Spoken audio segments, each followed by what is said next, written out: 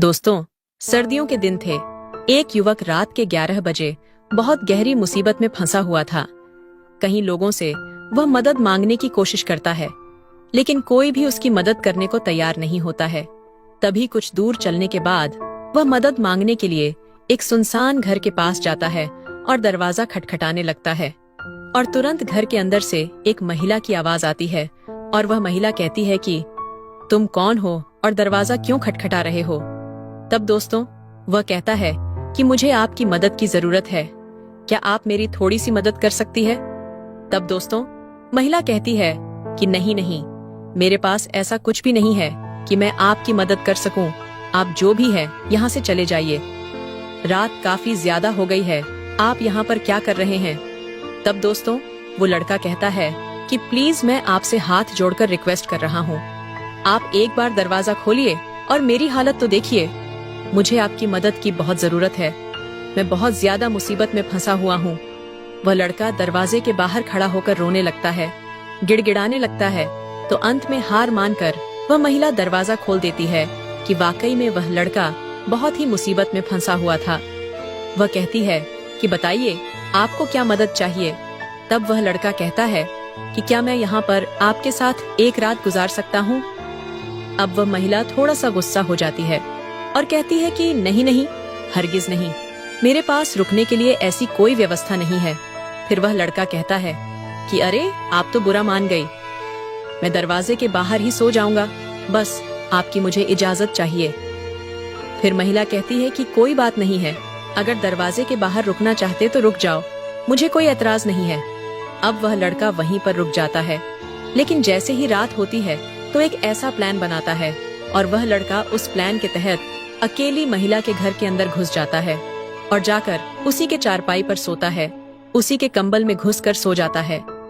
लेकिन सुबह होते होते जो भी कुछ वहाँ पर होता है ना, सुनकर आपके होश उड़ जाएंगे।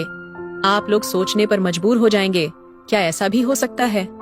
दोस्तों, बहुत ही रोमांचक कहानी है, दिल को छू जाने वाली कहानी है। आइए जानते हैं कहानी के इस वीडियो में। लेकिन दोस्तों, वीडियो में आगे बढ़ने से पहले आप लोगों से छोटा सा रिक्वेस्ट है कि अगर आप लोग हमारे चैनल पर पहली बार हैं तो चैनल को सब्सक्राइब कर लीजिए और वीडियो को लाइक कर दीजिए। दोस्तों, ये कहानी झारखंड के खूंटी जिले की है। वह जिला पूरा आदिवासी होता है और बहुत ही पिछड़ा इलाका होता है। तभी एक व्यक्ति जिसका नाम रतन होता है अपनी बहन के घर पर गया हुआ था, क्योंकि उसकी बहन ने उसकी मोटरसाइकिल देने के लिए बुलाया था। तो रतन अपने घर से बस पकड़ता है और बस पकड़कर अपनी बहन के घर पर चला जाता है। तो उसकी बहन उसकी एक राजदूत मोटरसाइकिल देती है और वह कहती है कि तुम्हारे जीजा जी नहीं है, वह तो 1 साल बाद आएंगे, मुंबई गए हैं काम करने के लिए, और तब तक ये बाइक यहाँ पर खड़ा खड़ा खराब हो जाएगी, इसलिए तुम इसको लेकर चले जाओ और जब तुम्हारे जीजा जी आएंगे तो तुम लाकर दे जाना। तब तक तुम इसी को चलाओ, नहीं तो ये खराब हो जाएगी। अब जो रतन था ना, उसको बाइक मिल चुकी थी, तो वह जल्दबाजी नहीं करता है और आराम से खाना पीना खाता है। और रात के 8 बजे के आसपास वह अपनी दीदी के घर से अपनी राजदूत बाइक लेकर अपने घर के लिए निकल पड़ता है। रतन का घर उसके दीदी के घर से लगभग 40 किलोमीटर की दूरी पर था। लेकिन जैसे ही रतन अपनी दीदी के घर से 10 किलोमीटर का सफर तय करता है, तभी उसकी बाइक पंचर हो जाती है, क्योंकि काफी दिनों से वह बाइक उसके दीदी के घर पर खड़ी थी, शायद इसलिए वह पंचर हो गई थी। उस गाड़ी को धकलते हुए कुछ दूर लेकर जाता है तो उसको एक पंचर का दुकान दिखाई देता है। तो वहाँ पर वह पंचर बनवाता है। तो उसको पता चलता है कि सिर्फ गाड़ी पंचर नहीं, बल्कि उसका पूरा ट्यूब ही खराब हो चुका है। अब रतन उस गाड़ी में नया ट्यूब लगवाता है, फिर गाड़ी में 50 रुपए का पेट्रोल डलवाता है। तो उसका सारा पैसा खत्म हो जाता है, क्योंकि उस समय 100 रुपए बहुत बड़ी रकम हुआ करती थी और 100 रुपए में उसका पंचर भी बनवाया था, पंचर बनवा के उसका ट्यूब भी लगवाया था और फिर 50 रुपए का पेट्रोल भी डलवाया था। रतन की गाड़ी जब ठीक हो जाती है तो रतन अपने बाइक को वहाँ से स्टार्ट करता है, फिर वहाँ से अपने घर की तरफ निकल पड़ता है। लेकिन रास्ते में वह बाइक पर बैठकर यही सोच रहा था कि हमारे पास एक भी रुपया नहीं बचा है, अगर फिर से कहीं गाड़ी खराब हो जाएगी तो मैं क्या करूँगा। तो वह प्रार्थना कर रहा था कि बस कैसे भी हमको घर पहुँचा दीजिए। अब यही सब सोचते सोचते रतन जैसे ही 7 किलोमीटर आगे और बढ़ता है, तब उसके गाड़ी का आगे वाला जो टायर होता है ना, वह भी पंचर हो जाता है, क्योंकि बहुत दिनों से वह बाइक खड़ी थी और पुरानी भी हो चुकी थी, और जो रास्ता था वह रास्ता भी बहुत खराब था। और आप लोग तो जानते ही हैं कि राजदूत बाइक कितनी भारी भरभक्कम होती है, और जब पंचर हो जाए तो उसको डगर कर ले जाना एक बहुत ही बड़ी मुश्किल का सामना करने जैसा होता है। जब बाइक फिर से पंचर हो जाती है तो रतन बहुत ज्यादा परेशान हो जाता है और कहीं लोगों का दरवाजा खटखटाता है और कहता है कि भैया भाभी जिससे भी मिलता है उन सब से कहता है कि आप मुझे अपनी साइकिल दे दीजिए और मेरी गाड़ी अपने घर पर रख लीजिए। मैं कल आऊंगा तो आपकी साइकिल दे दूंगा और अपनी बाइक ठीक करके यहाँ से चला जाऊंगा। लेकिन कोई भी उसकी मदद उसे समय नहीं कर रहा था। कोई भी अपनी साइकिल उसको देने के लिए राजी नहीं हो रहा था। रतन फिर से अपनी बाइक को डगराते हुए आगे की तरफ बढ़ने लगता है। उस समय ठंडियों का महीना था तो उसको ठंड भी काफी ज्यादा लग रही थी और उस समय रात के 10 बज चुके थे। उस समय पंचर की दुकान भी बंद हो चुकी थी। एकदम से सुनसान इलाका था तो रतन बाइक को डगराते हुए अपने घर की तरफ जा रहा था। लेकिन वह गाड़ी डगराते डगराते वो इतना ज्यादा थक चुका था कि उसकी हालत बहुत ज्यादा खराब हो चुकी थी। रतन सोच रहा था कि बाइक कहीं खड़ा करके बस पकड़ के चला जाऊं, लेकिन उसके पास किराया का पैसा भी नहीं था और रात काफी ज्यादा हो गई थी तो बस चलना भी बंद हो गई थी। तभी कुछ दूर चलने के बाद रतन को एक सुनसान घर दिखाई देता है और उस घर के सामने आग जला हुआ दिखाई देता है। तो रतन बाइक को वहीं पर खड़ा करके आग के पास बैठकर आग सेकने लगता है और सोचने लगता है। लेकिन जब थोड़ी बहुत राहत मिलती है, थोड़ी बहुत गर्माहट आती है, तो रतन सोचता है कि क्या करूं। घर का दरवाजा खटखटाकर देखा जाए, कुछ मदद मिल जाए तो अच्छा ही होगा। लेकिन फिर वह डर जाता है और वह सोचता है कि अगर दरवाजा खुलवाऊंगा तो हो सकता है कि वह लोग मुझे यहाँ आग के पास बैठना भी न दे। कोई बुरा मान जाएगा तो मैं क्या करूँगा। लेकिन उसके पास कोई रास्ता नहीं था। वह बहुत ही ज्यादा परेशान हो चुका था और ठंड के मारे उसका जो पूरा शरीर है ना उस समय एकदम कांप रहा था। अब मजबूरी में रतन घर के बाहर आग जल रही थी वहाँ पर बैठा हुआ था। वह इस घर का दरवाजा खटखटाने लगता है। 2-3 बार जब आवाज लगता है तो अंदर से एक महिला की आवाज आती है और वह महिला कहती है कि आप कौन हैं?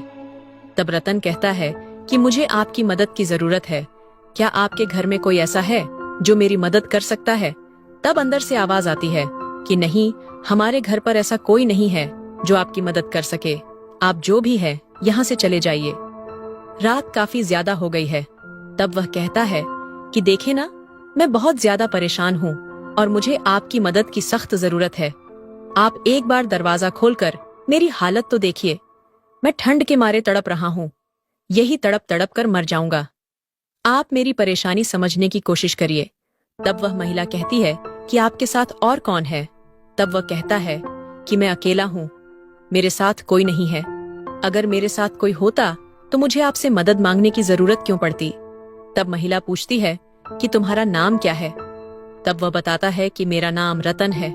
अब महिला जैसे ही रतन का नाम सुनती है ना, तो अंदर ही वह मुस्कुराने लगती है और फिर थोड़ा सा दरवाजा खोलती है और बाहर देखने की कोशिश करती है कि उसके साथ और कोई तो नहीं है या फिर वह अकेला है।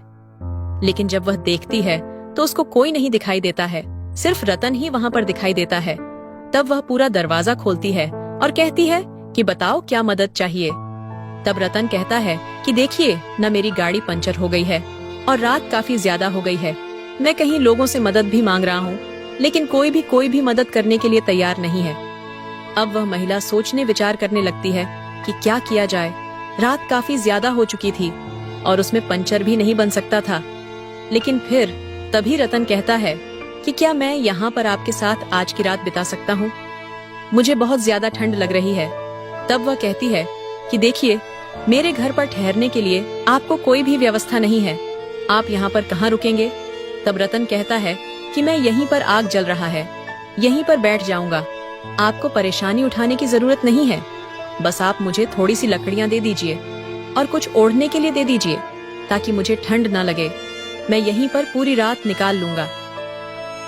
अब वह महिला घर के अंदर जाती है, एक बोरी में छोटी छोटी लकड़ियों के टुकड़े लेकर आती है और उसके लिए कंबल भी लेकर आती है और उसको देती है और कहती है कि लो, आग जला लो और यहीं पर बैठ जाओ।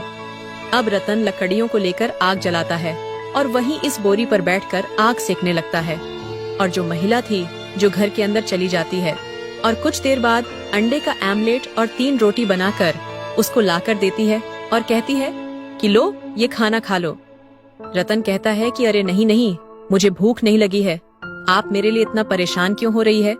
तब महिला कहती है कि पता नहीं तुमने खाना खाया होगा या नहीं, अगर तुम्हारे पेट में कुछ नहीं रहेगा तो तुमको ठंड और भी ज्यादा लगेगी, इसलिए मैंने तुम्हारे लिए जो भी बना था वह लेकर आई हूँ, इसीलिए तुम खा लो।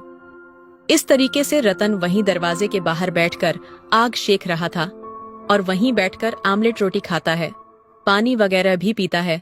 उसके बाद वह महिला आराम करने के लिए चली जाती है और दरवाजा बंद कर देती है। अब इधर रतन घर के बाहर बैठा हुआ था, लेकिन उसको अभी भी ठंड काफी ज्यादा लग रही थी, तो उसको नींद भी नहीं आ रही थी।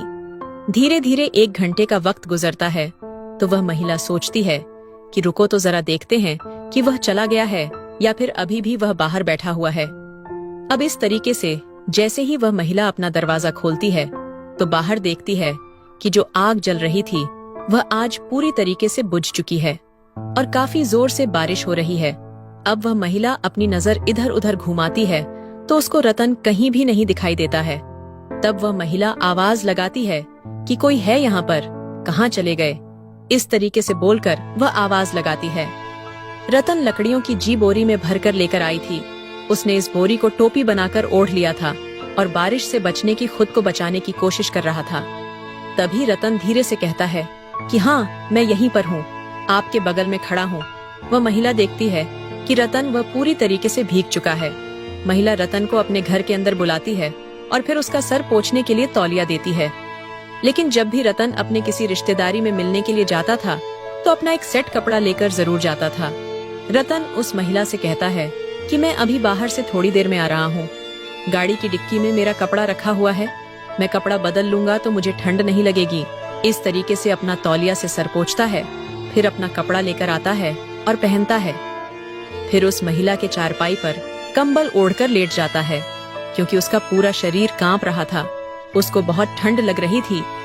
वह महिला भी क्या करती है कि उसके पैरों की तरफ उसी कंबल में अपना सर ढककर उसी कंबल में वह भी बैठ जाती है और उससे बातें करने लगती है। क्योंकि उसके घर में एक ही चारपाई थी और उसके अलावा उसके घर में कोई रहने वाला भी नहीं था, तो एक ही चारपाई से उसका काम निकल जाया करता था। अब उस समय काफी ज्यादा देर हो चुकी थी और बारिश भी हो रही थी, तो लाइट भी कट चुकी थी और चारों तरफ अंधेरा ही अंधेरा था। दोनों लोग एक ही चारपाई पर बैठे थे, एक दूसरे से बात करने लगते हैं। रतन उस महिला से पूछता है कि आप यहाँ पर अकेले क्यों रहती है, आपके घर में कोई नहीं है। तब वह महिला बताती है कि मेरी शादी हुई थी और 3 साल पहले ही मेरे पति ने मुझे तलाक दे दिया है, क्योंकि मेरा पति किसी और लड़की से प्यार करता था और इस लड़की से वह शादी भी करना चाहता था, इसलिए उसने मुझे तलाक दे दिया है। मेरी इज्जत नहीं करता था, तो मैं अब यहीं पर रहती हूँ और यह घर मेरा नहीं बल्कि मेरे माँ का है, और 1 साल पहले ही मेरी माँ भी गुजर गई थी, तो अब मैं अकेली यहीं पर रहती हूँ, इसी घर में अपना गुजर बसर करती हूँ। तब रतन पूछता है कि आपका नाम क्या है। तब जब वह महिला ये बात सुनती है ना, तो वह जोर जोर से हंसने लगती है, मुस्कुराने लगती है और रतन से कहती है कि जब तुम मेरा नाम सुनोगे ना तो तुम अपनी हंसी को रोक नहीं पाओगे। तब रतन कहता है कि अच्छा ऐसा क्या है आपका नाम जो मैं अपनी हंसी को नहीं रोक पाऊंगा। तब महिला बताती है कि मेरा नाम रत्ना है। जब रतन उसका नाम सुनता है कि उस महिला का नाम रत्ना है, तो वह एकदम से मुस्कुराने लगता है, एकदम से हंसने लगता है, क्योंकि उसका नाम रतन है और उसका नाम रत्ना। तब दोस्तों महिला कहती है कि देखो ना, मैं तो सच बोल रही थी ना कि तुम मेरा नाम सुनोगे तो मुस्कुराने लगोगे, अपने आप को रोक नहीं पाओगे। अब इस तरीके से दोनों के बीच में काफी देर तक बातें होती हैं, लेकिन जब रात के 2 बज जाते हैं तो दोनों को नींद आने लगती है। तो वह महिला इस चारपाई पर बैठी हुई थी, तो धीरे धीरे वह भी सरक कर रतन के बराबर में सो जाती है। लेकिन उसके बाद इन दोनों के बीच में जो भी कुछ होता है ना, आप लोग सोच भी नहीं सकते हैं। इन दोनों के बीच उस रात शारीरिक संबंध भी बनते हैं। दोनों लोग एक दूसरे से प्यार भरी बातें करते हैं और फिर दोनों एक दूसरे से चिपक कर सो जाते हैं। लेकिन जब सुबह होती है तो महिला उठकर अपना झाड़ू पोछा करने लगती है और रतन अभी भी चारपाई पर सोया हुआ था। जब रतन की नींद खुलती है तो रतन उस महिला से हाथ जोड़कर माफी मांगने लगता है और कहता है कि हमको माफ कर दीजिए, आपने हमको रोकने के लिए सहारा दिया था, लेकिन मैंने आपके साथ कुछ गलत कर दिया। ये सब कुछ जाने अनजाने में हो गया, मेरी कोई गलती नहीं है। तब महिला कहती है कि जाने दो, कोई बात नहीं है, लेकिन तुम बहुत अच्छे दिल के इंसान हो, नेक दिल के इंसान हो। तब रतन उठकर घर से बाहर अपनी गाड़ी देखता है कि भाई कोई गाड़ी चुरा तो नहीं ले गया। गाड़ी उसकी खड़ी थी और फिर रतन उस महिला से पूछता है कि क्या यहीं पर कहीं आसपास पंचर बनाने की दुकान है। तब महिला कहती है कि हाँ, यहाँ से 2 किलोमीटर दूर एक बाजार है, शायद वहाँ पर जाओगे तो तुम्हारा पंचर बन जाएगा, लेकिन मुझे नहीं पता है कि दुकान कितने बजे खुलता है। अभी तो सुबह के 6 बजने वाले हैं और मुझे लगेगा कि 10 बजे के आसपास दुकान खुलेगी। तब रतन उस महिला से कहता है कि ठीक है, कोई बात नहीं है, अब मुझे यहाँ से निकलना चाहिए, क्योंकि गाड़ी को डगरा कर मुझे वहां से ले जाना तो 1-1.5 घंटे का वक्त लग ही जाएगा।